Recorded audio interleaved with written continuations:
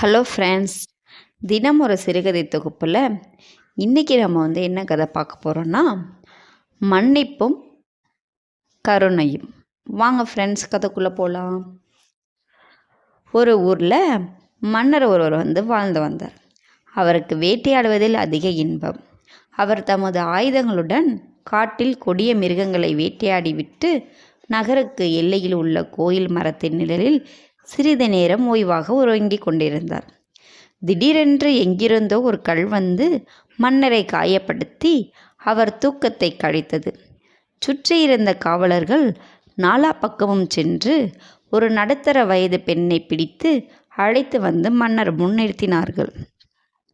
மன்னர் அந்த பெண்மணியை பார்த்து, "ஏனம்மா என் மீது கல்லை எறிந்தாய்? அது என் தூக்கத்தை கலைத்ததுடன் என்னையும் காயப்படுத்தி விட்டது" என்றார். அதற்கு அந்த பெண் அரசரை பார்த்து, "மன்னர் பெருமானே, நான் காட்டில் விறகு வெட்டியும் அவைகளை பொறுக்கியும் நகரத்தில் உள்ள கடைகளில் இந்த விறகுகளை கொடுத்து அதில் வரும் சொற்ப வருமானத்தை வைத்து என் பிழைப்பை நடத்தி கொண்டிருக்கிறேன். இதில் கிடைக்கும் வருமானத்தில் குழந்தைகளுக்கு நல்ல கல்வியை கொடுக்கவும் உணவு அளிக்கவும் இதர செலவுகளையும் நான் சமாளித்து கொண்டு வருகிறேன். எனவே அவர்கள் வீட்டில் பசியோடு காத்து கொண்டிருப்பார்கள். வரும் வழியில் மரத்தில் பழங்களை இருப்பதை பார்த்தேன். என் குழந்தைகள் நினைவுக்கு வந்தது. பிள்ளைகளின் பசியை போக்குவது பெற்றவரின் கடமை அல்லவா? அந்த பழங்களை பறிப்பதற்காக ஒரு கல்லை எடுத்து மரத்தில் எறிந்தேன். தாங்கள் மர நிழலில் உறங்கிக் கொண்டிருந்தது தூரத்தில் இருந்து எனக்கு தெரியவில்லை. நான் எறிந்த அந்த கல்லானது உங்கள் மீது பட்டு உங்கள் தூக்கத்தை கலைத்ததுடன் உங்களையும் காயப்படுத்தி விட்டது. இந்த தவறுக்கு நான் தான் காரணம். தயவு செய்து என்னை மன்னித்து விடுங்கள் என்று வேண்டி நின்றாள். மன்னர் அந்த பெண்மணியை பார்த்து, "பெண்ணே, நீ செய்த தவறுக்கு மன்னிப்பு கேட்கிறாய். அது உன் சிறந்த பண்பு. உன்னை மன்னித்து விட்டேன்" என்று கூறியதோடு அப்பெண்ணுக்கு 2 பசுகளையும் கை செலவுக்கு பணத்தையும் கொடுக்க ஆணையிட்டார். சுற்றியிருந்த காவலர்கள் மன்னரை நோக்கி, "அரசே, தங்களை கல்லால் அடித்தவளை மன்னிப்பதுடன் அவளுக்கு பரிசும் தருகிறீர்கள். இச்செயல் எங்களுக்கு வியப்பளிக்கிறது" என்றனர். காவலர்களை பார்த்து மன்னர், "காவலர்களை, அறிவற்ற மரம் கல்லால் அடைத்தால் பழம் தருகிறது.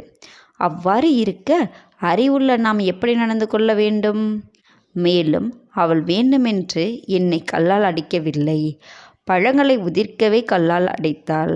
அது தவறுதலாக என் மீது பட்டு என்னை காயப்படுத்தியது. அவள் தான் செய்த தவறுக்கு வருந்தி என்னிடம் மன்னிப்பு கேட்டாள். அது மட்டுமல்லாமல் அவள் தன் பிள்ளைகளின் பசியை போக்கவே மரத்தின் மீது கல்லை எறிந்தாள். அது தாயாகிய அவள் கடமையல்லவா? அவள் அவளுடைய பிள்ளைகளுக்காக அவ்வாறு செய்தாள். நான் என் குடிமக்களுக்காக அவளுக்கு பரிசு வழங்கினேன்" என்றார். காவலர்கள் மன்னரின் விளக்கத்தை கேட்டு பெருமகிழ்ச்சி அடைந்தனர். இந்த கதை மூலமாக நம்ம என்ன நீதி தெரிஞ்சுக்கணும்னு பார்த்தீங்க அப்படின்னா, செய்த தவறுக்கு வருந்தி மன்னிப்பு கேட்பது சிறந்த குணமாகும்.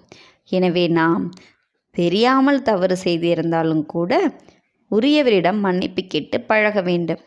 ஆனால் இருக்கும் காலகட்டத்தில் தவறே செய்தாலும் மன்னிப்பு கேட்க தயங்கும் பட்சத்தில் தெரியாத தவறுக்கா மன்னிப்பு கேட்க போகிறார்கள்? இருந்தாலும் தெரியாமல் தவறு செய்தாலும் மன்னிப்பு கேட்டு பழகுவது நற்குணம் என போற்றப்படுகிறது. ஓகே ஃப்ரெண்ட்ஸ், இந்த கதை உங்களுக்கு பிடிச்சிருந்தா லைக் பண்ணுங்கள், சப்ஸ்கிரைப் பண்ணுங்கள். தேங்க்யூ ஃபார் வாட்சிங் ஃப்ரெண்ட்ஸ்.